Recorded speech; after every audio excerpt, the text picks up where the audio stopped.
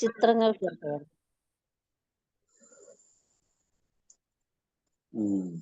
కళ ఎరుకల కళ్యాణం. నవద్వారపురమే కలరాదు, కలదేహమే ఎరుక అనే చిన్నది.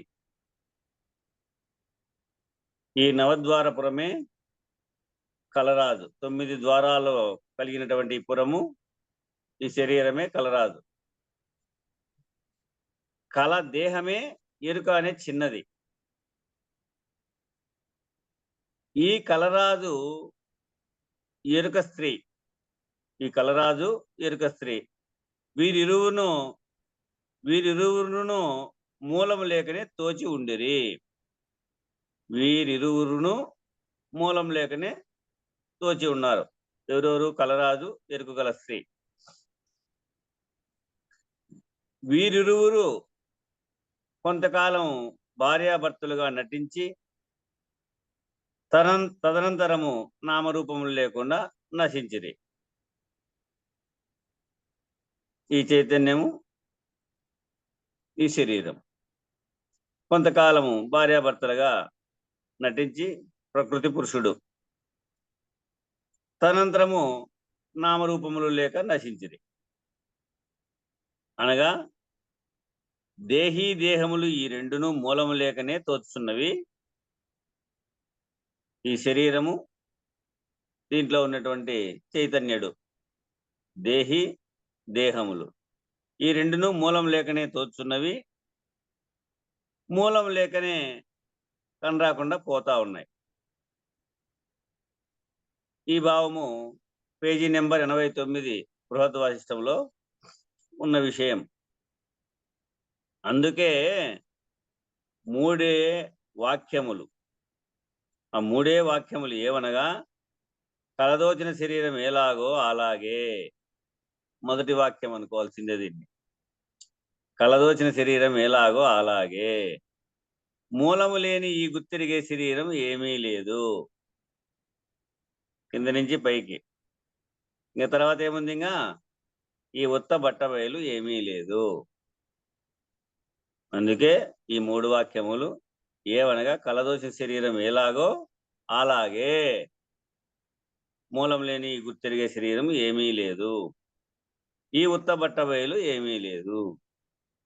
అందుకే మనకు మేలుకొలుపులో వెంకటాచలం స్వామి అందించాడు. దేహి కారణమైన విత్తగు దేహమే కార్యంబు వృక్షము, దేహమను వృక్షంబు నందు దేహి విత్తనుచు, దేహి దేహపు మోహమణగింపన్ దేవా మెలుకో. ఈ దేహి దేహములు రెండు మోహము అణిగి అంచేదానికి మేలుకో గురుదేవా అని చెప్పి మేలుకొలుపులో తెలియపరిచాడు. ఇక 48వ ప్రశ్న, సచ్చిదానంద వివరణ. ఎరుక సచ్చిదానందం వల్లనే పుట్టింది. ఎరుక సచ్చిదానందం వల్లనే పుట్టింది. సచ్చిదానందమే అనాత్మ, సచ్చిదానందమే ఆత్మ, సచ్చిదానందమే పరబ్రహ్మ. పుట్టిన శరీరములెల్లా సచ్చిదానందమే, పుట్టిన శరీరం వల్ల సచ్చిదానందమే. ఎరుకే సత్తు చిత్తు ఆనందము. ఆ సత్తు చిత్తం ఆనందం వలనే పుట్టింది ఏ ఎరుక. సత్తు చిత్తు ఆనందం వలనే అనాత్మ కలిగి ఉంది. సత్తు చిత్తు ఆనందం వలనే ఆత్మస్వరూపము. కాబట్టి సత్తు చిత్తు ఆనందమే ఆ పరబ్రహ్మం. పుట్టిన శరీరం ఎల్లా కూడా సత్తు చిత్తు ఆనందమే. త్రిపుటి ఈ సచ్చిదానంద వివరణ ఇది. అనగా దేహమే ఆత్మ, దేహమే అనాత్మ, దేహమే సచ్చిదానందము, దేహమే పరబ్రహ్మ స్వరూపము, సర్వము దేహమే. సర్వము ఈ ప్రకృతే. ఇంకా 49వ ప్రశ్న, అచలం ఎక్కడ ఉన్నది అని అడిగిరి. అచలం ఎక్కడ ఉన్నది? ఎరుక లేకుంటే ఏది ఉంటుందో అదే అచలం. సమాధానం. ఎరుక లేకుంటే ఏది ఉంటుందో అదే అచలం. కావలనని ఇచ్చవద్దు, కాకపోతేనని దుఃఖము వద్దు. అయితినని అబద్ధాలు ఆడవద్దు. నీవు లేకుండా పోతే సరే. ఇది శివరామ దీక్షితుల వారి వాక్యం. కావలనని ఇచ్చా వద్దు, కోరిక వద్దు, కాకపోతేనని దుఃఖము వద్దు. అయితిని అని అబద్ధాలు ఆడద్దు. నీవు లేకుండా పోతే సరి. ఎరుక చేసే యత్నమే ఎరుకకు విఘ్నము, ప్రయత్నము చేసేదాన్ని దీన్ని తీసివేయడమే ప్రయత్నం.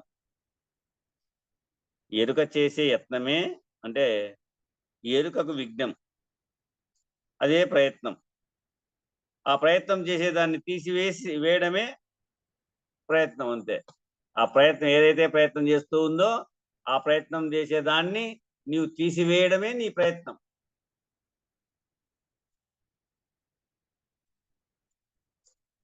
ఇక 50వ ప్రశ్న. మూలం లేని ఈ గుర్తిరిగే శరీరం అనగానేమి? మూలం లేని ఈ గుర్తిరిగే శరీరం అనగానేమి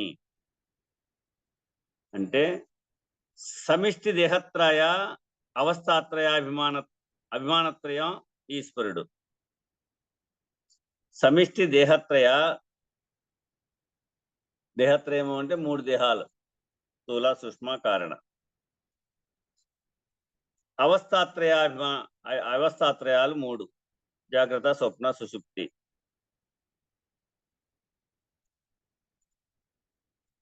ఇట్లా అభిమానత్రయాలు 3. దేవి, విరాట్, హిరణ్యగర్భ, అవ్యాకృత సమిష్టికైతే. వ్యష్టికైతే తైజసుడు, విశ్వడు, తైజసుడు, ప్రాజ్ఞుడు. ఇట్లా సమిష్టి దేహత్రయ, అవస్థాత్రయ, అభిమానత్రయ, ఈశ్వరుడు, అజ్ఞానము, మహాకారణ శరీర తుర్యావస్థలకు అభిమాని పరమ చైతన్యం. ఇదే జ్ఞానము, ఇదే కారణం. ఇది అంతా మాయ. అహం స్ఫురణ మాయ. ఇదే పీత గర్భుర శ్యామ, పీత కర్పూర శ్యామ తటిల్లతలు. పీత కర్పూర శ్యామ తటిల్లతలు అంటే వ్యష్టిదేహత్రయ, అవస్థాత్రయాభిమానత్రయము, జీవుడు, అజ్ఞానము, మహాకారణ శరీర తుర్యావస్థలకు అభిమాని ప్రత్యక్ష చైతన్యం. సమిష్టికేమో 3 దేహాలు, 3 అవస్థలు, 3 అభిమానములు. ఏవి? వీటిని నడిపించేటువంటివి ఈశ్వరుడు. అజ్ఞానము, మహాకారణ శరీర తుర్యావస్థలకు అభిమాని పరమ చైతన్యం. ఇదే జ్ఞానము, ఇదే కారణము. ఇది అంతా మాయ. అహం స్ఫురణ మాయ. ఇదే పీతక కర్బురశ్యామ తటిల్లతలు అంటే వ్యష్టి విషయము. దేహాత్రయ 3 దేహాలు, స్థూల, సూక్ష్మ, కారణ. అవస్థాత్రయ జాగ్రత్త, స్వప్న, సుషుప్తి. అభిమానత్రయ విశ్వడు, తైజసు, ప్రాజ్ఞుడు. ఇట్లా జీవుడు, అజ్ఞానము, మహాకారణ శరీర తుర్యావస్థలకు అభిమాని ప్రత్యక్ష చైతన్యము. ఇదంతా కార్యం. ఇదంతా కూడా అవిద్య. అహం స్మరణే అవిద్య. ఇవే రక్త, శ్వేత, కృష్ణ, నీలాలు. అదే పీత కర్బుర శ్యామ తటిల్లతలు అని తెలియపరిచే పైన ఇవే ఇక్కడ మనకు తెలుగులో అర్థమయ్యేటట్టుగా చెప్పాడు. రక్త, శ్వేత, కృష్ణ, నీలాలు. పూర్ణ చైతన్యం స్ఫటిక వర్ణం. పూర్ణ చైతన్యము స్ఫటిక వర్ణం. ఉత్తమ పురుషుడు శబ్దాతీతం, ఆకాశాతీతం. ఉత్తమ పురుషుడు శబ్దాతీతము, ఆకాశాతీతం. ఇది విశ్వాండంలో పరబ్రహ్మ స్వరూపమని గుర్తించవచ్చు. శబ్దానికి ఆకాశానికి అతీతంగా ఉండేటువంటి పరబ్రహ్మ స్వరూపం అని గుర్తించవచ్చు. అక్కడ జీవుడే క్షరుడు, ఈశ్వరుడే అక్షరుడు. సమిష్టిలో జీవుడే క్షరుడు, ఈశ్వరుడే అక్షరుడు. ఈ ఇద్దరూ లేనిదే ఉత్తమ పురుషుడు. వీళ్ళిద్దరూ లేరు. రాత్రి చెప్పుకుంటే ఆ విధంగా చాట్లో బియ్యము, చెంబులో నీళ్లు, ఇవి రెండూ లేవు చూడు ఉదాహరణకు. మరి ఏమున్నాయి? ఇవి రెండూ లేకపోతే ఉత్తమ పురుషుడు, పరబ్రహ్మ స్వరూపుడు, బ్రహ్మాకార స్వరూపుడు, ఏకాత్మ స్వరూపుడు. ఈ విధంగా గుర్తించవచ్చు. అక్కడ ద్వైభావం లేదు, ద్వంద్వభావం లేదు. ఏకస్వరూపమై ఉన్నటువంటి వాడు ఉత్తమ పురుషుడు. ఇది అంతా కూడి మూలం లేని ఈ గుర్తిరిగే శరీరం. ఇది మూలం లేని గుర్తిరిగే శరీరం ఏదప్ప అంటే ఇగో ఇదంతా కూడి ఏకమై ఒకటిగా ఉందే, అవ్యక్తంగా ఉందే, అద్వయంగా ఉందే, అది ద్వయం కానిది. అదే పరమ పురుషుడు, ఉత్తమ పురుషుడు, పురుషోత్తముడు. పురుషోత్తమ ప్రాప్తి అంటే అదే నిర్ణయం. ఒకటే ఉన్నది ఏదైతే ఉందో అదే నీవు. అదే మూలం లేని గుర్తిరిగే శరీరం. దాన్ని ఏమీ లేకుండా చేసింది మన సాంప్రదాయ సిద్ధాంతం. అది కూడా ఏమీ లేదు అనే నిర్ణయం. 51వ ప్రశ్న. ఈ బోధ విన్నందుకు ఫలం ఏమి, విచారణకు ఫలం ఏమి? ఈ బోధ విన్నందుకు ఫలం ఏమి, విచారణకు ఫలం ఏమి అంటే, ఆకాశమందు వాయువు పుట్టినట్లు, సుషుప్తికి మేల్క వచ్చినట్లు, నేను మేనులు ఎరుగని బ్రహ్మమందు లేని నేను మేనులు పుట్టి బ్రహ్మను గని లేని నేను మేనులు పుట్టి బ్రహ్మను గని నేను మేనులు లేచి పోవటమే ఈ బోధ విన్నందుకు ఫలం. విచారణ ఫలం ఏమి అంటే, ఈ బోధ విన్నందుకు ఫలం ఏమి అంటే, ఆకాశం నందు వాయు పుట్టినట్లు, సుషుప్తికి మేల్క వచ్చినట్లు, నేను మేనులు ఎరుగని బ్రహ్మమందు లేని నేను మేనులు పుట్టి బ్రహ్మను గని నేను మేనులు లేచిపోవటమే ఏ బ్రహ్మం అనుకోవాలి? ఇక్కడ పరిపూర్ణ పరబ్రహ్మం అనుకోవాల. కళ, ఇది కళలో లేకనే కల్పితమై, ఆకాశమందు వాయువు, వాయువు యందు అగ్ని, అగ్ని యందు జలము, జలమెందు పృథ్వీ, పృథ్వీ యందు ఓషధులు, ఓషధులు యందు అన్నము, అన్నమందు రేతస్సు, ఇవన్నీ తయారైనటువంటి విధంగా ఇదంతా ఏమి అంటే కళ. సుషుప్తికి మేల్క వస్తానే ఇదంతా కలగా నిండేదంతా, ఈ కళ వ్యవహారం అంతా అబద్ధమే. అట్లా ఈ ఆకాశమందు వాయువు ఈ యొక్క సృష్టి నిర్ణయం అంతా కూడా కలే అని నిర్ణయం చెంది మేల్క వస్తానే ఇదంతయు అబద్ధమే ఎట్లయిందో కలంతా కూడా. ఆ విధంగానే నేను మేనులు ఎరుగని బ్రహ్మమందు, నేను గాని మేను గాని ఎరగనటువంటి బ్రహ్మం ఏదప్ప అంటే పూర్ణ బ్రహ్మం, పరిపూర్ణ పరబ్రహ్మం.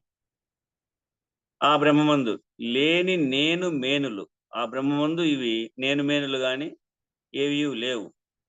అవి పుట్టి బ్రహ్మను గని నేను మేనులు లేచిపోవటమే. అవి పుట్టి వ్యవహారం అంతా తెలియబడి గురుముఖత నిజ బ్రహ్మాన్ని కని నేను మేనులు లేచిపోవటమే ఈ బోధ విన్నందుకు ఫలం.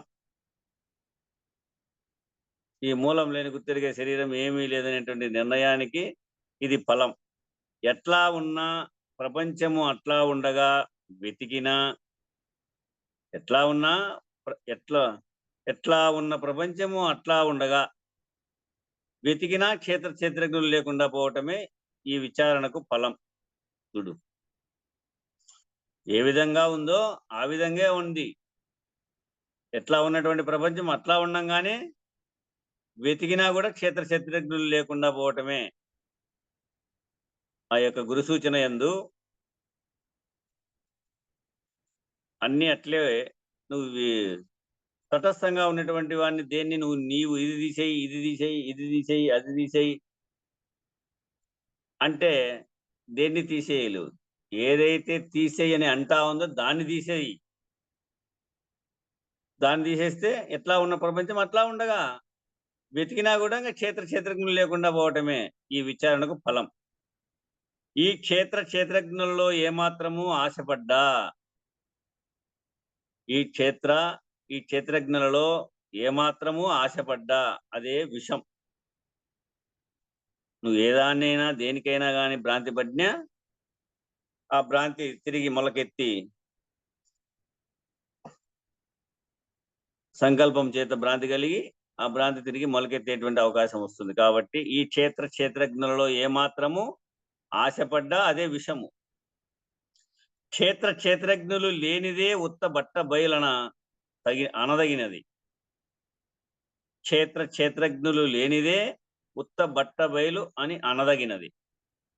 మూలము లేని ఈ గుర్తెరిగే శరీరానికి ఊర్ణనాభికి అంటే సాలే పురుగుకు ఉపమానం చెప్పి ఉంది. మూలం లేని ఈ గుర్తెరిగే శరీరానికి ఊర్ణనాభికి అంటే సాలే పురుగుకు ఉపమానం చెప్పి ఉంది. ఈ సాలే పురుగు ఈ లేని ఎరుక కదా అల్లుకున్నట్లు బాగా అల్లుకుంటుంది. అల్లుకొని కొంతకాలానికి అది తుడిచేసిపోతుంది, తెగబీకిపోతుంది అడిది. దానికి ఉపయోగించుకున్నంతసేపు ఉపయోగించుకొని ఎట్లయితే తుడిచేసిపోతుందో అట్లాంటిది ఈ మూలం లేని గుర్తెరిగే శరీరం అంతా అల్లుకుని ఉన్నట్లుండి గురుగారు అంటే భుజం మీద టవాల్ జారిపోయినట్టు టక్కని జారిపోతుంది. ఇది ముందు కార్యమేమో ఏమేమో సంకల్పించుకొని ఏమేమో ఇంతవరకు తయారు చేయాలనుకుంటుంది, ఇంతవరకు ఉండాలనుకుంటుంది, ఇవన్నీ చక్కబెట్టాలనుకుంటుంది. ఇదంతా చేసి ఉన్నట్లుండి భుజం మీద టవాల్ జారిపోయినట్టు ఉన్నాడు, జారిపోతే అన్ని తెగిపోతాయి. అట్ట ఆ సాలే పురుగు కదా అంతా అల్లుకొని తెగబీక్కొని పోయేటువంటిదే ఈ మూలం లేని గుర్తిరిగే శరీరం. భ్రాంతికి మూలం ఎవరు? 52వ ప్రశ్న. భ్రాంతికి మూలం ఎవరు? భ్రాంతి రహితం ఎట్లు? సేమ్ రాత్రి వస్తానేటువంటి ప్రశ్నలు ఇవి, సేమ్ ప్రశ్నలే. భ్రాంతికి మూలం నేను లేకుంటే భ్రాంతి లేదు కదా. భ్రాంతికి మూలం నేనే. నేను లేకుంటే భ్రాంతి లేదు కదా. నేను లేకపోవలే. అప్పుడు గురుగారు ఏం చెప్తున్నారు? గుర్తెరిగే శరీరం ఏమీ లేదు. ఏది గుర్తెరిగే శరీరాన్ని గుర్తిస్తుంది కదా 50వ ప్రశ్నలో. మూలం లేని గుర్తెరిగే శరీరం ఏదైతే ఉందో అఖండ గురు పరమాత్మ, పరబ్రహ్మ స్వరూపం, బ్రహ్మాకార వృత్తి, అద్వైత స్థితి, అదే నేను. కాబట్టి భ్రాంతికి మూలం నేనై ఉన్నాను. కాబట్టి ద్వంద్వభావం చెందేదానికి ఎట్లయితే తాబేలి తన అవయవాలన్నీ లోపల పెట్టుకొని నిర్మలంగా ఉందో అట్లా ఉంది అది. దీనికి తాబేలికి కామన కలిగితే, కోరిక కలిగితే, ఆకలి దప్పికలు కలిగితే ఎట్లా మెదులుతుందో దానికి కూడా కామన కలిగినప్పుడు మెదులుతుంది. ద్వంద్వభావము ద్వైభావాన్ని చెందుతుంది. ఆడ ద్వైభావాన్ని చెందుతుంది. అకార ఉకార మకారముల చేత అర్ధమాత్రకై ఓంకారమై ప్రణవాక్షరమై అది మళ్ళీ ఏకం అనేకం భౌతిగా ఏర్పడతా వస్తుంది. కాబట్టి నేను లేకుంటే, అది లేకుంటే భ్రాంతి లేదు. అది ఉంటే సంకల్పించుకుంటుంది, ఏకం అనేకం అయ్యేటువంటి మార్గం ఏర్పాటు చేసుకుంటుంది. అందుకే గుర్తెరిగే శరీరం ఏమీ లేదు. కోటి మాటలకు ఇదే జ్ఞాపకం. చాలాసార్లు మనము ఈ వాక్యాన్ని చెప్పుకుంటానే ఉంటాం. మూలం లేని గుర్తిరిగే శరీరం ఏమీ లేదు. మూలం లేని గుర్తిరిగే శరీరం ఏమీ లేదు. మూలం లేని గుర్తిరిగే శరీరం ఏమీ లేదు. కోటి మాటలకు ఇదే జ్ఞాపకం దృఢమయ్యేదానికి. కోటి మాటలకు ఇదే జ్ఞాపకం. ఇంతకంటే ఎక్కువ లేదు. ఇంతకంటే ఎక్కువ లేదు. కనుక ఇది మరువవద్దు. కలలో శరీరం మేలుకుంటే ఏమీ లేదు. కలలో కలగనంతసేపు కలలో వచ్చినటువంటి వృత్తాంతమంతా, ఆ వ్యవహారం అంతా నిజమే అని వ్యవహరించింది. కల మేలుకుంటానే ఏమీ లేదు, అంతా అబద్ధమే.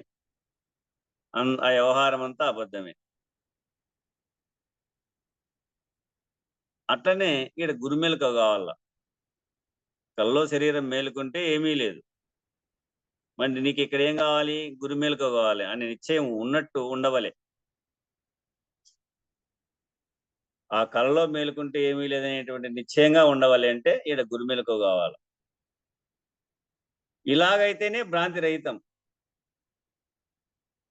మూలం లేని ఈ గుర్తిరిగే శరీరంతో ఏమి ఉన్నదని ఆశపడ్డా భ్రాంతి రహితం కాదు. మూలం లేని ఈ గుర్తిరిగే శరీరంతో ఏమి ఉన్నదని నువ్వు ఆశపడినా కూడా భ్రాంతి రహితం కాదు. ఏమీ లేని మూలం లేని ఈ గుర్తిరిగే శరీరం ఉన్నాదని భ్రాంతి ఎట్లాంటిదప్ప అంటే రజసర్ప భ్రాంతే. నువ్వు పాములో త్రాడు చూసినట్టే, త్రాటిలో పాము చూసినట్టే. దేని ఎందైనా చూస్తాది, త్రాటి ఎందు పాము చూసినట్టే అవుతుంది. అంతే, నీ భ్రమే. వెలుతర పెట్టి చూస్తే అక్కడ తాడు పాము లేదు. నీ యొక్క సంకల్పంలో మాత్రమే ఏర్పడింది. నువ్వు రాకమునుపు అక్కడికి అది త్రాడే. నువ్వు వెలుతర పెట్టి చూసినప్పుడు అది త్రాడే. పాముగా ఎప్పుడు మారింది? నీ సంకల్పంలో, నీ భ్రాంతిలో మారింది.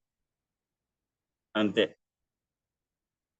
అట్లా ఇది నీవు రాకమునుపు ఉన్నది నిజమైనటువంటి పరిపూర్ణ పరబయలే. నువ్వు పోయిన తర్వాత ఉన్నది పరిపూర్ణ పరబయలే. మధ్యలో నీకు ఈ గుర్తెరిగే శరీరం తోచింది. ఎక్కడ? నీ సంకల్పంలో తోచింది. నీ భ్రాంతిలో ద్వంద్వభావం చెంది అనేకంగా విస్తరిస్తా వచ్చి ఈ స్థితికి వచ్చింది. ఇప్పుడు ఆ విస్తరించిండేటువంటి ఆ చైన్ దిగొచ్చింది. పరబ్రహ్మం కాటి నుంచి కింద వరకు ఈ చైన్ దిగొచ్చిండేటువంటి చైన్ పట్టుకొని అనేకంగా ఉన్నటువంటిది ఏకం కావాల. ఫస్ట్ ఆ చైన్ పెట్టుకొని ఎక్కాల. ఆ చైన్ పట్టుకొని ఎక్కితే ఏకస్వరూపం పైన ఏదైతే లింక్ ఉందో, మొదటి లింకు, ఆ లింకు తప్పేలు అంతా కూలుతుంది. అప్పుడు కింద ఏ లింకు, ఈ లింకు, ఆ లింకు, ఈ లింకు తిప్పితే కుదరదు, ఇంకా ఉంటుంది లింక్. ఏదైతే అద్వైత స్థితిని పొందితే ఆ అది బ్రహ్మాకార వృత్తి స్థితిని ఉంటే ఆ లింకుని తప్పిల్ల. అదే మూలం లేని గుర్తిరిగే శరీరం. దాన్ని ఏమీ లేకుండా నిర్మూలం చేయాలి. ఇది ఈ గుర్తిరిగే శరీరం ఉన్నదని భ్రాంతి. ఎట్లా ఉందప్ప ఈ భ్రాంతి అంటే రజ్జు సర్ప భ్రాంతి. ఇట్లా ఉత్త తాడు వలె పుట్టని చావనిది సకల కాలాల యందు, సకల దేశాల యందు, సమస్తమైన వస్తువుల యందు చెలించక ఉండగా పాము దోచినట్లు ఇది తోస్తా ఉంది. మూలం లేని ఈ గుర్తిరిగే శరీరం తోసింది గాని ఆ త్రాడు యందు పాము దోచినట్టు మూలం లేని ఈ గుర్తిరిగే శరీరం నీకు తోచింది గాని కలలో వచ్చిన శరీరం ఉండి మేలుకొంటే ఏమీ లేదు అని నిశ్చయం అయినట్లు కలలో శరీరం మేలుకుంటానే ఆ నిద్ర మెలకువ మేలుకుంటానే ఆ కల్లో వచ్చినటువంటి శరీర వ్యవహారాలన్నీ కూడా ఆ ఆరాట పోరాటాలన్నీ కూడా ఏమీ లేదు అని నిశ్చయం అయినట్లు గురువాక్యము వల్ల ఇడేమైంది? మూలం లేని గుర్తిరిగే శరీరం ఏమీ లేదని చెప్పంగానే అలాగే నిశ్చయం కావాలే. అంతే. గురువాక్యం ఈ విధంగా చెబితే మూలం లేని ఈ గుర్తిరిగే శరీరం ఏమీ లేదని చెప్పంగానే అలాగే నిశ్చయం కావాలి. కాకపోయినా మరి ఒక మార్గం లేదు ఇంక. నువ్వు వాటికి నిర్మలమై నిశ్చలమై వాటికి తెగేసుకోకపోతే ఇంక మరి ఒక మార్గం లేదు. ఇక 53వ ప్రశ్న, కర్మకు కారకులెవరు? గుర్తెరుగక కర్మలు చేయరు. గుర్తెరుగక కర్మలు చేయరు కనుక ఈ గుర్తెరిగే జ్ఞానమే సకల కర్మాలు చేస్తుంది. ఈ గుర్తెరిగే జ్ఞానమే సకల కర్మాలు సకల కర్మములకు అదే కర్త కర్మ క్రియ అంతా కూడా గుర్తెరిగే శరీరమే. కాబట్టి అందుకే గుర్తెరిగే జ్ఞానమే సకల కర్మలు చేస్తుంది. కొందరు దేహం చేస్తుంది అని అన్నారు. కొంతమంది దేహం చేస్తుంది అని అన్నారు. అంటే ఏం తప్పు కాదు. అదే అంటే వచ్చేటప్పుడు గుర్తెరిగే జ్ఞానం శరీరాలే వచ్చినాయి.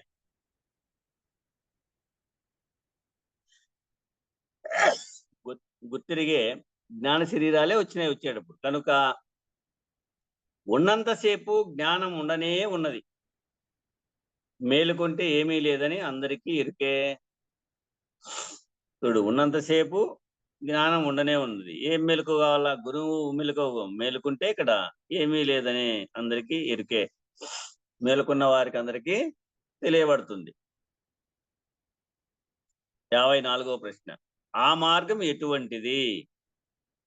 అది ఆ మార్గం ఎటువంటిదని అడిగితే ఏమనే, అది పరమ గుహ్యం, అది పరమ రహస్యం అని రాత్రి కూడా చెప్పు కదా, పరమ రహస్యం అని.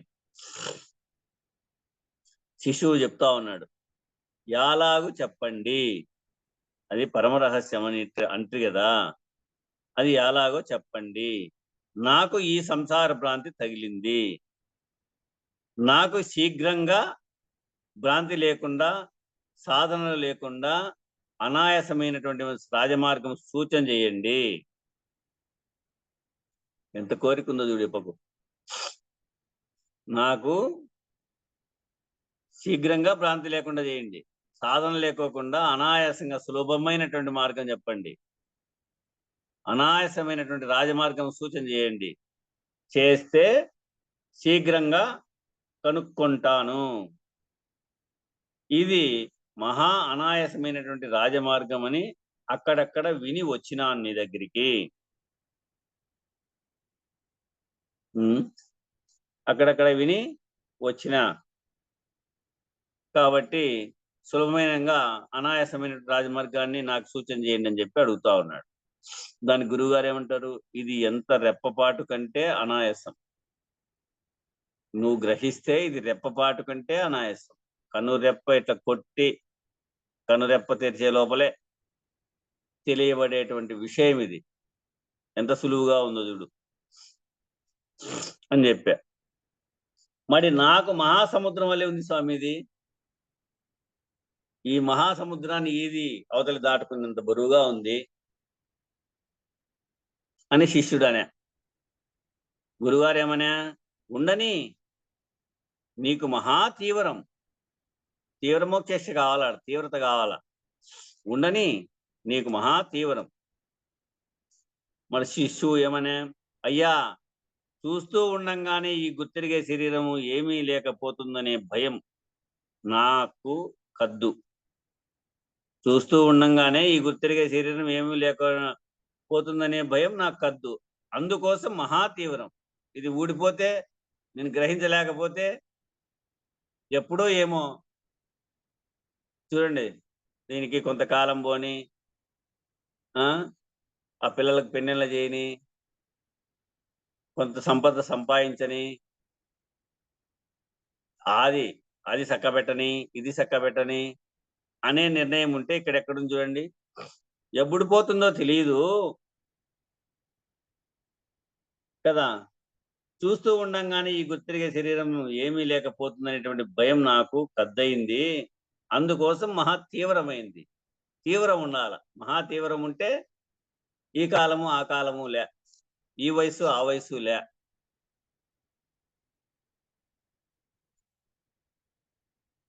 తక్షణము గురుచెంత చేరి తెలియబడమే.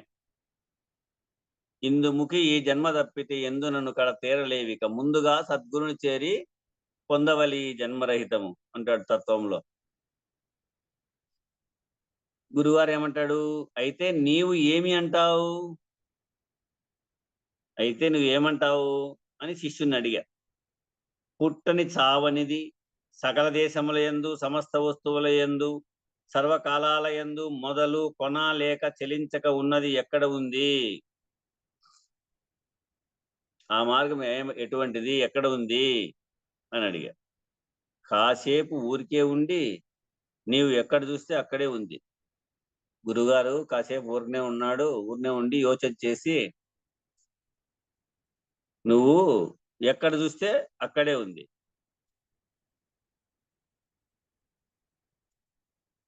అది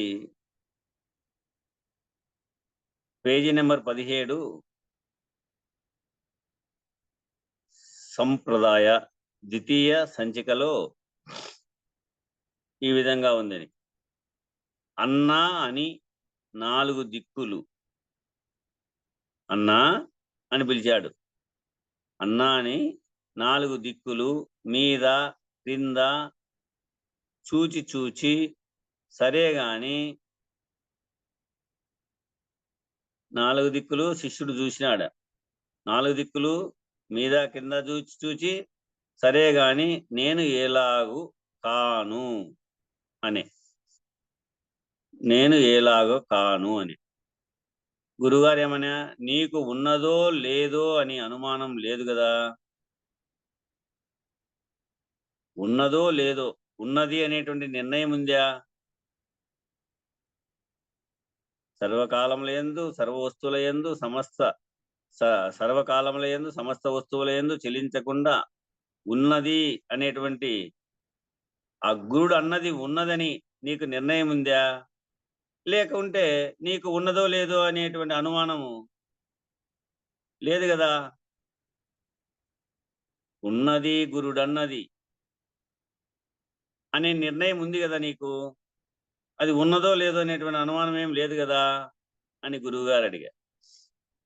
అంటే నేను ఉన్నది అని అన్నా ఉన్నది, నేను ఉన్నది అని అన్నా ఉంది, అనేక కోట్ల కొద్దీ లేదు లేదు అని అన్నా అది ఉన్నదే ఉంది, లేకపోదు,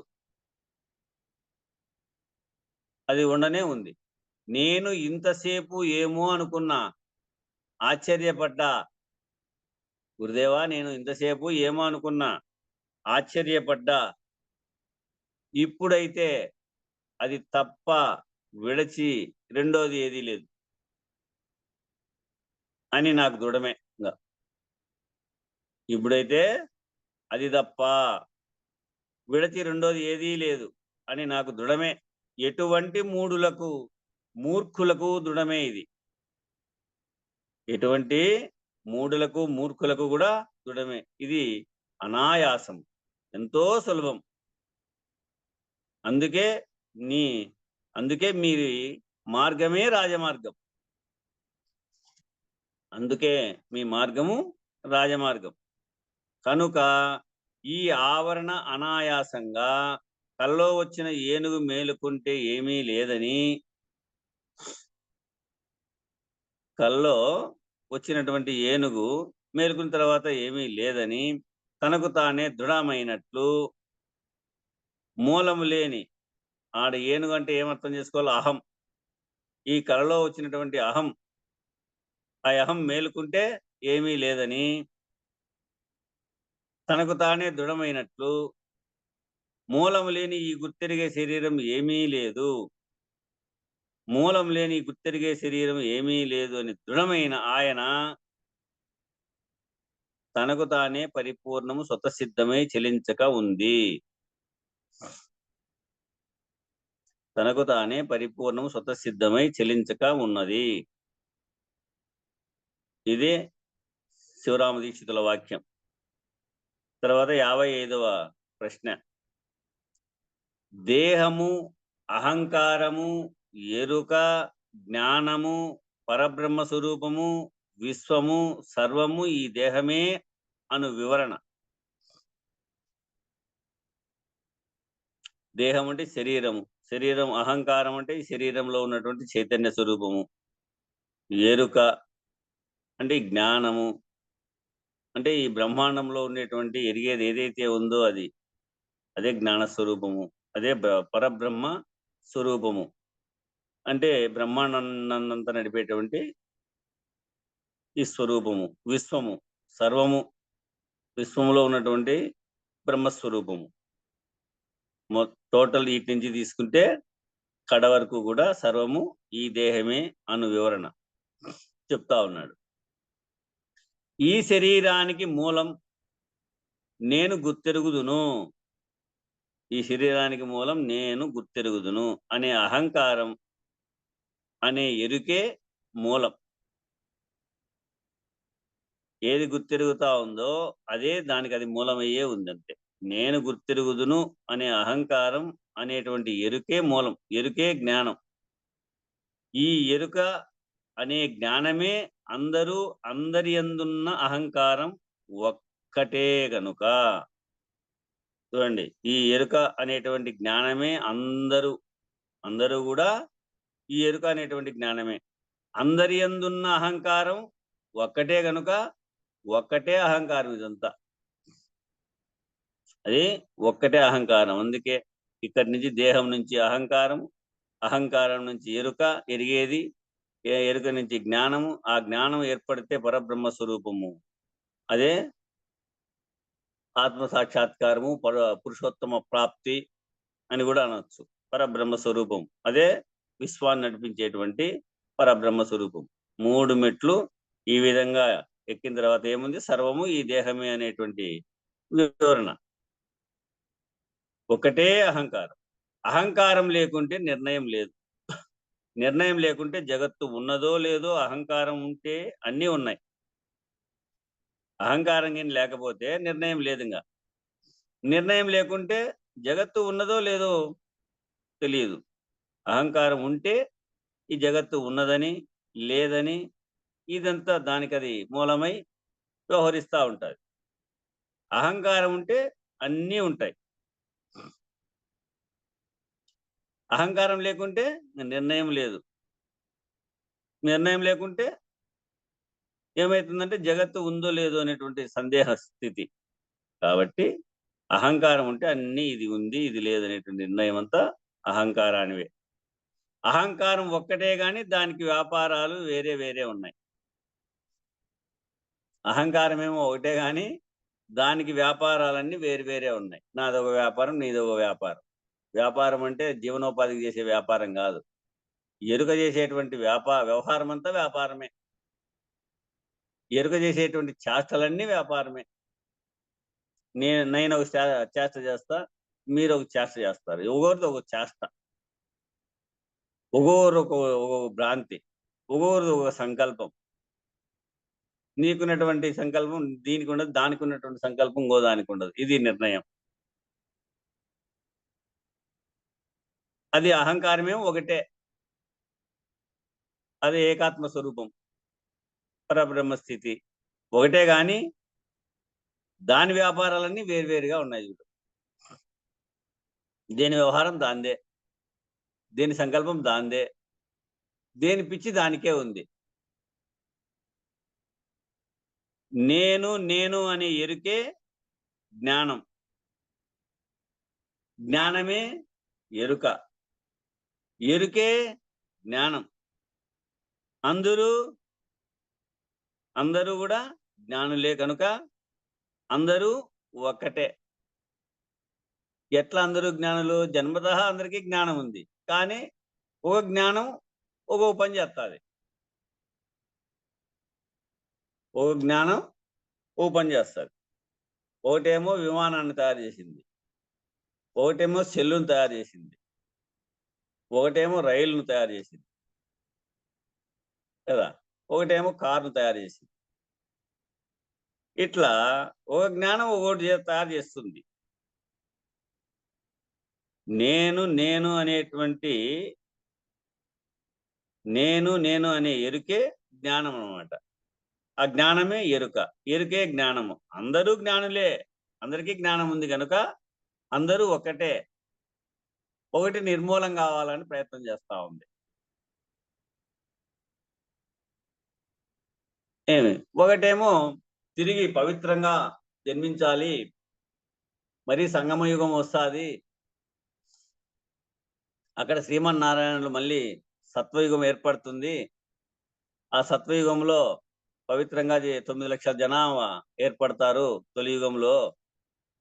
ఆ 9,00,000 జనాభా ఇప్పుడు పవిత్రత కలిగి ఉంది ఈ యుగంలో. పవిత్రగా పవిత్ర ఆత్మలన్నీ పరంధామంలో ఉన్నాయి. పరంధామం అనేది ఒకటి పైనుంది. దానిలో నిక్షిప్తమై ఉన్నాయి. అక్కడ 9,00,000 అయితానే ఆ యొక్క పవిత్ర ఆత్మలు 9,00,000 అయితేనే ఇదంతా అంతమయ్యి తిరిగి మళ్ళా సత్వయుగం ఏర్పడుతుంది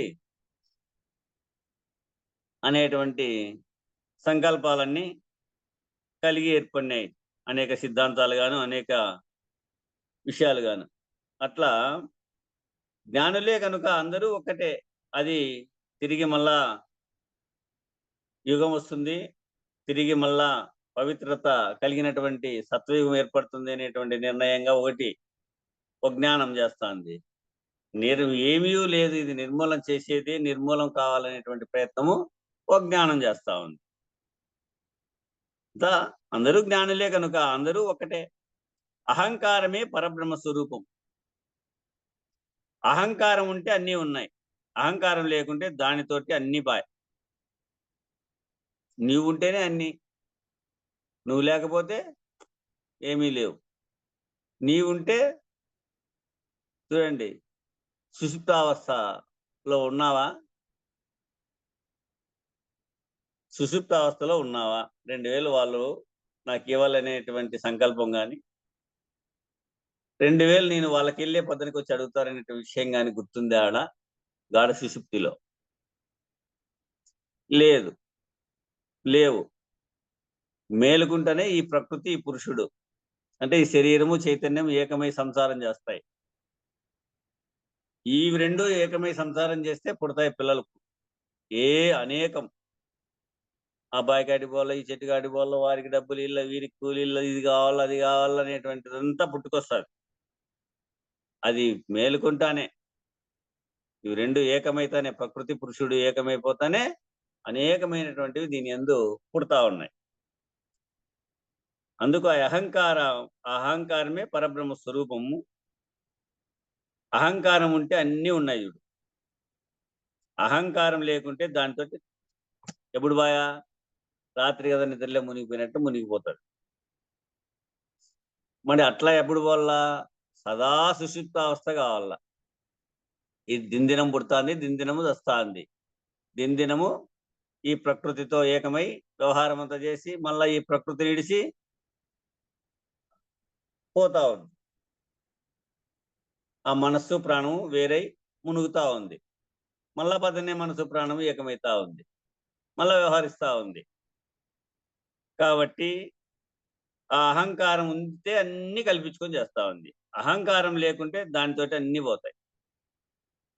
రాత్రి మునిగిపోతానే సుషుప్త అవస్థలో మునిగిపోతే అన్ని బాయ్. అట్లా నీకు ఆ సుషుప్తి ఎట్లా రావాలంటున్నాడు శ్రీధర స్వాముల వారు? సదా సుషుప్తి అవస్థ వస్తే సదా సుషుప్తి రావాలి నీకు. సర్వకాల సర్వావస్థల యందు గురువాక్యం పైన గురి కలిగి ఆ సదా సుషుప్తి అవస్థ.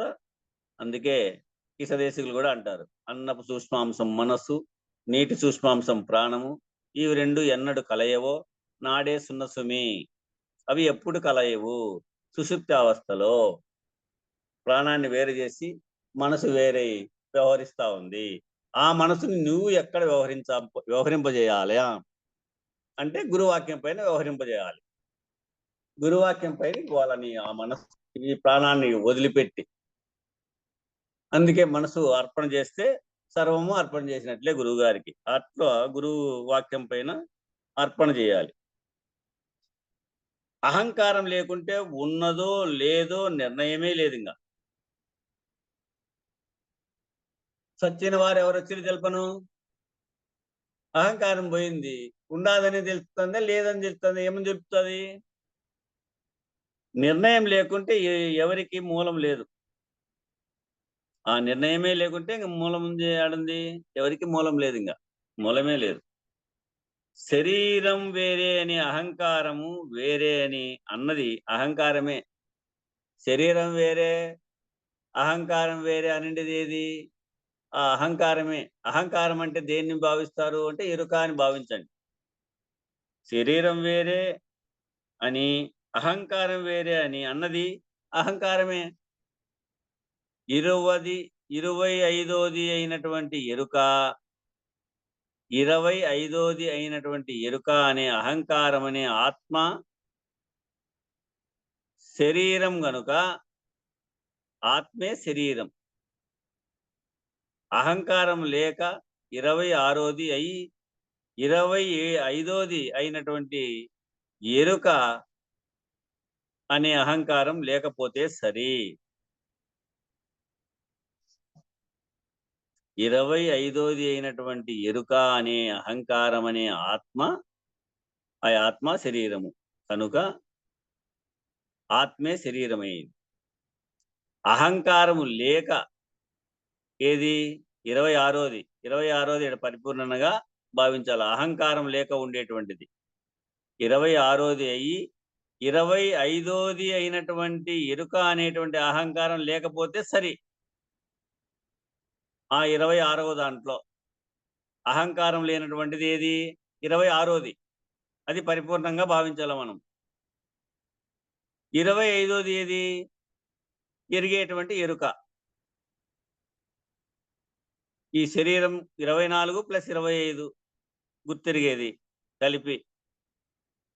ఎరుక అనేటువంటి అహంకారం లేకపోతే సరి. సూచన చేశాడు చూడండి ఇక్కడ. 25ది అయినటువంటి అహంకారాన్ని సర్వకాలం లేకుండా చేసిన వారే గురువులు. 25ది అయినటువంటి అహంకారాన్ని గుర్తెరిగే ఎరుకను సర్వకాలము లేకుండా చేసినటువంటి వాళ్ళు ఎవరప్ప అంటే వాళ్ళే గురువులు. ఇక 56వ ప్రశ్న కాలాన్ని చూద్దాం. 56వ ప్రశ్న. భ్రాంతి లేని వారు ఎవరు? జన్మరాహిత్యం ఎట్లు? అంటే ఈ బ్రహ్మమనే అహంకారం లేక సర్వకాలం ఒక్క తీరుగా ఉన్నవారే భ్రాంతి లేని వారు. ఈ బ్రహ్మం అనేటువంటి అహంకారం లేకోకుండా సర్వకాలము ఒక్క తీరుగా ఉన్నవారే భ్రాంతి లేనివారు. ఈ శరీరమందు అహంకారము లేక ఉన్నవారే భ్రాంతి లేక ఉన్నవారు. ఈ శరీరమందు అహంకారం లేక ఉన్నవారే భ్రాంతి లేక ఉన్నవారు. చూచి గుర్తిరిగేది అహంకారం, వినేది అహంకారం, అనేది అహంకారం, మాట్లాడేది అహంకారం, భోంచేసేది అహంకారం, రుచి అరుచి గుర్తెరిగేది అహంకారం. ఇది రుచిగా ఉంది, ఇది రుచిగా లేదని గుర్తెరుగుతా ఉండేది ఏది? అహంకారం. ఈ అహంకారం అంటే ఎరుక అని ఎరిగేదని గుర్తెరగండి. మనం తెలుసుకోవాల్సిన విషయం ఏమంటే అహంకారం అంటే బాహ్యాహంకారానికి పోతాది. అట్లా పోనీయకుండా గుర్తెరిగే ఎరుక అని గుర్తించాల. ఏదైతే తెలియబడతా ఉందో అది ఎరుక. ప్రజ్ఞానం బ్రహ్మ. అదిని గుర్తించాల. అహంకారం లేకుంటే అంత పరమపదము. అహంకారం లేకపోవటమే ముక్తి. అహంకారం జ్ఞానం ఒక్కటే. అహంకారం లేకుంటే జ్ఞానం ఎటువంటిదో దేహమందున్న అహంకారం వదిలితే సరి. దేహమందున్నటువంటి అహంకారం వదిలితే సరి. అదే ఎరుక. కైంకర్యము చేత గాని అహంకారం వదలదు. కైంకర్యమే పరమ రహస్యం. దేహాభిమానం లేకుంటే సరి. దేహాభిమానం ఉంటే కష్టం. దేహాభిమానం లేకుంటే సరి. కైంకర్యం కంటే అధికమైన భక్తి లేదింగా. కైంకర్యం అంటే అర్పణ, గురువార్పణ. గోపికలు కైంకర్యం చేతనే కడతీరినారు. ఎవరు గోపికలు? శ్రీకృష్ణ పరమాత్మ దగ్గర 16,000 మంది గోపికలు కూడా కైంకర్యమే అర్పణ చేశారు. వాళ్ళకి ఇంక కళ్యాణాలు ఉన్నాయా, తోడు నీడలు ఉన్నాయా? సర్వము తోడు నీవే అనే నిర్ణయం. ఆ కృష్ణ భగవానుడే సర్వము తోడు అనేటువంటి నిర్ణయంతో వాళ్ళు కైంకర్యం చెందినారు. వేరే ధ్యాసే లేదు వాళ్ళకు. భగవానుని ధ్యాస తప్ప వేరే ధ్యాస లేకోకుండా కైంకర్యం చెందినారు. అందుకే వాళ్ళు కడతేరినారు. కైంకర్యం అంటే కింకరత్వం, స్వతంత్రం విడుచుట అన్నమాట. కైంకర్యం అంటే ఏమి? కింకరత్వం, స్వతంత్రాన్ని విడుచుట. సర్వం గురువార్పణమస్తు. సర్వం గురువార్పణం. సర్వం గురువే అనే నిర్ణయంగా ఆడ స్వతంత్రం విడిచేది. ఆచార్య కటాక్షం కొద్దీ నడవటమే కైంకర్యం. ఆచార్యుని యొక్క కటాక్షం కొద్దీ నడవడమే అందుకే కైంకర్యం. నువ్వు ఏ కార్యం చేసినా, ఎక్కడ మొదలు పెట్టినా ఏం శ్లోకం చెప్పుకుంటావు? గురు బ్రహ్మ గురు విష్ణు గురుదేవో మహేశ్వర గురు సాక్షాత్ పరబ్రహ్మ తస్మై శ్రీ గురవే నమః.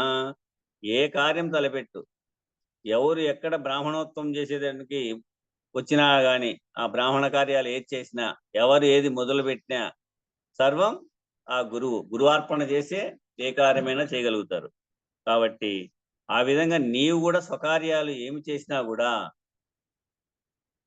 గురు సంకల్పం చేతనే ప్రారంభించు, గురు సంకల్పం చేతనే వ్యవహరించు. ఇట్లా ఆచార్య కటాక్షం కొద్దీ నడవటమే కైంకర్యం. కైంకర్యం వలననే జన్మరాహిత్యము. కైంకర్యం వలనే జన్మరాహిత్యం కాగలదు. ఇక 57వ ప్రశ్న. ఖచ్చితంగా 57 నిమిషం అయింది ఆడ కూడా. పుట్టని చావని అచలం ఎవరు? రాకడా పోకడా లేనివాడు ఎవరు? ప్రశ్న. పుట్టని చావని అచలం ఎవరు?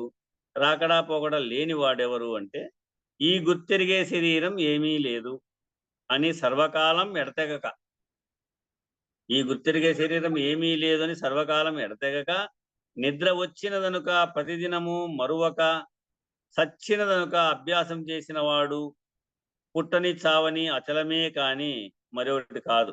ఇటువంటి స్థితిలో ఉన్నటువంటి వాడు పుట్టని చావని అచల స్థితి కలిగినటువంటి వాడి కింద లెక్క. ఎట్లా? ఈ గుర్తెరిగే శరీరం ఏమీ లేదు అని సర్వకాలము, సర్వకాల సర్వావస్థల యందు ఎడతెక్కకుండా నిద్ర వచ్చే వరకు ప్రతిదినము మరవకోకుండా చచ్చిన దాకా అభ్యాసం చేసిన వాడు, పట్టు విడవకోకుండా గుట్టు మరవకోకుండా ఆ దిట్టస్థితి కలిగినటువంటి వాడు పుట్టని చావని అచలమే గాని మరొకటి కాదు. ఇది నమ్మిన వారికి రాకడా లేదు, ఇంకా పోకడా లేదు. ఇది నమ్మిన వారికి రాకడా లేదు, పోకడా లేదు. మరి అచలం ఎక్కడ ఉంది? ఈ గుర్తెరిగే శరీరం ఏమీ లేకపోతే ఏమీ లేని అచలమే స్వతసిద్ధమై ఉంది. ఇంకా అంతటా అదే ఉంది. ఈ గుర్తెరిగే శరీరము ఏమీ లేకపోతే సరి, ఉండేదే ఉంది. ఉన్నది గురుడన్నది నే కన్నదంతటనున్నది, ఉన్నదేమో ఉన్నది నేనన్నదే లేకున్నది. ఆ నేనన్నది లేకపోతే ఉన్నదే ఉంది. అచలం ఎక్కడ ఉన్నదంటే, మూలం లేని గుర్తెరిగే శరీరం ఏమీ లేదని దృఢమైతే, ఎక్కడుందప్ప అచలము అంటే, మూలం లేని గుర్తెరిగే శరీరం ఏమీ లేదని దృఢమైతే, స్వతసిద్ధమై పుట్టని చావని అచలం సకల దేశాల యందు సర్వకాలాల యందు సమస్తమైన వస్తువుల యందు జ్ఞానకర్మములు ఎరుగక తనకు తానే స్వతసిద్ధమై ఉంది. మూలం లేని ఈ గుర్తిరిగే శరీరం ఏమీ లేదు అని సతతం సర్వకాలం అభ్యాసం చేసినా ఒక్కటైనా బాధ ఉండదు. ఇంకా ఉన్నదే ఉన్నది, ఉన్నదానికి రాకడా లేదు, ఇంకా పోకడా లేదు, పుట్టని చావనిది కనుక సర్వకాలం ఒక్క తీరే. ఇది నిర్ణయం. తర్వాత ప్రకృతి పురుషుడు ఒక్కటేనా, వేరు వేరా? అంటే నేను శరీరం ఒక్కటేనా, వేరు వేరా అనే ప్రశ్న రేపు కలుగుతుంది. ఇది రేపు విచారిద్దాం. బలో శ్రీ సద్గురు మహారాజుకి జై. జై శ్రీ వెంకటాంబ సమేత శ్రీ పూర్ణానంద పులయారులకు జై. జై శ్రీ ఇందుగల గురు భక్త మండలికి జై. జై గురు మంగళం చెప్పండి అయ్యా. జై సద్గురు ప్రభు మహారాజుకు జై. మంగళం మహానుభావ మంగళం పరమ ప్రభు మంగళం పరిపూర్ణ రూప మంగళం గనుగన విభో.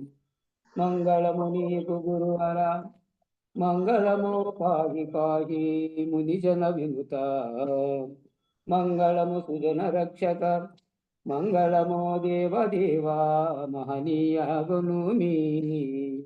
మంగళారతి మదినందు కొనుమి. మంగళమిస్తేమి మహదాకారం బోను బంగారామను హృదయ పళ్ళెరామున నుంచి. నింగి నేలకు నెలగుచుండిన నిరుకని కర్పూరమునుగొని మంగళారతి మిస్తిమికమే మాను పొందుము ఎరుక చేష్టలు మహనీయగునుమి. మంగళారతి మదినందు కొనుమి. మంగళం దేవాయ మహనీయ గుణాత్మని సర్వలోక శరణ్యాయ సాధురూపాయ మంగళం మంగళం మంగళం. జై సద్గురు ప్రభు మహారాజుకు జై. జై శ్రీ వెంకటాంబ సమేత శ్రీ పూర్ణానంద పుల్లయార సద్గురు ప్రభు మహారాజుకు జై. జై శ్రీ లక్ష్మీ సమేత వేదాంతానంద వెంకట రమణార సద్గురు ప్రభు మహారాజుకు జై. జై శ్రీ కల్పమాంబ సమేత విష్ణానంద కృష్ణమూర్త్యార సద్గురు ప్రభు మహారాజుకు జై. జై శ్రీ అచ్చమాంబ సమేత జ్ఞానాజ్ఞానాతీత అశ్వత్థార సద్గురు ప్రభు మహారాజుకు జై. జై లక్ష్మీ సమేత విరహితానంద వెంకటదాసార సద్గురు ప్రభు మహారాజుకు జై. సర్వం సద్గురు చరణార విందార్పణమస్తు. సర్వే జనా సుఖినో భవంతు. ఓం శాంతి శాంతి శాంతి. జై సద్గురుదేవ. సద్గురులందరికీ నా ద్వాదశి నమస్కారాలు.